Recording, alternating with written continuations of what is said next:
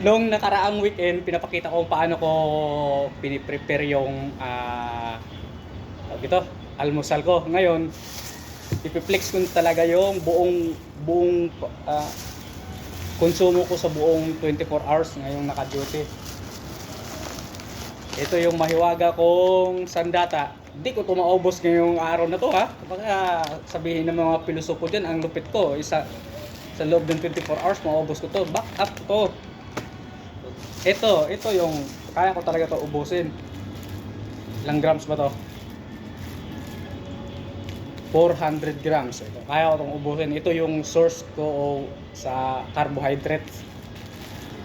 Kabila natin yun yan. Tapos ito na naman, apple. Dalawa. Ano to? 50 tumpok nito, 4 na piraso. Tapos kalahati lang yung bili-bili ko, 25. Ay, wala pala bang presyo to. Ito, 85. Tapos ito, 70. Mahina kasi ako mat eh. Pero 50 pa rin yung total ito. Itong ganito kasi lemon. Lemon ba tawag nito? Apat din 50 din eh. Ayan, halagang 50 pesos to. Magkano na yun lahat? Mahina ka. Dati magaling ako sa math, tapos ngayon mahina na ako sa math eh. Ito naman yung pipino, halagang 46. Tapos tapin natin ng kaunti. Na-flex ko na, tabi ko na kita kasi hindi ka pa naman kailangan ngayon eh. Ito na yung chicken breast ko. Okay. So, bali tatlong anim na hiwa to. Tatlong yung magkarugtong ano pa tawag nun? Kasi ito isang buong pitso to, kalahating pitso, tapos halagang 246. Yun na yung ano ko ngayon sa loob ng 24 oras. Tapos ganito ko lang din yan nililinisan. Tinatanggal ko yung ganito, baga. Tapos binabawasan ko ng kaunting balat. Hindi ko na nilalahat. Kasi ayon dun sa chismis, kailangan din ng katawan ng tao ng patch para ma-process niya yung lahat ng mga nutrition na ipinasok sa ating katawan. Ito sobra-sobrang patch. Ito lang yung mga tinatanggal ko. May kaunting balat. Kasi di naman ako uminom ng kahit anong supplement kasi na ano na pwedeng kong mapagkukunan ng healthy patch.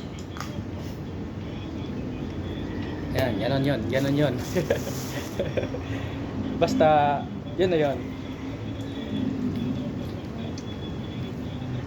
Alam mo naman, chismoso tayo. Kaya doon nalalaman ko sa mga chismoso ring pinapalo ko na hindi lang pala carbs at saka protein yung kailangan ng katawan natin para tumakbo. Kailangan din mayroong tamang fats.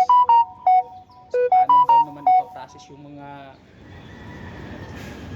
pagkain ng ating katawan kung kulang siya sa tools. Basta to. Nilalagay ko lang dyan sa baba kasi mayroon din naman akong pusa dyan. Kinakain din ng pusa niya, pero pagka hindi maubos ng pusa, obligado ko rin linisin kasi mangangamoy yan dyan pagka ano eh. Tapos ito rin naman, hindi ko na tinatanggal yung mga taba-taba na nasa gilid.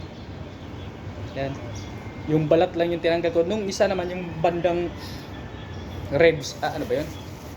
Gusok.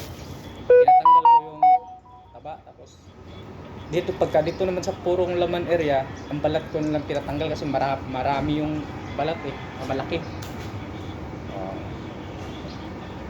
Ganun lang. Tapos let's go na. biglang nagiging kupal.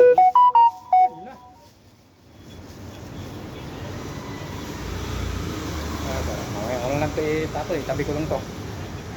Ayan na yan. Linis, tapos salang na to sa ano eh. Yun kasi parang isang lutuan lang kasi pagka paiba-ibang luto bawat kain, abala.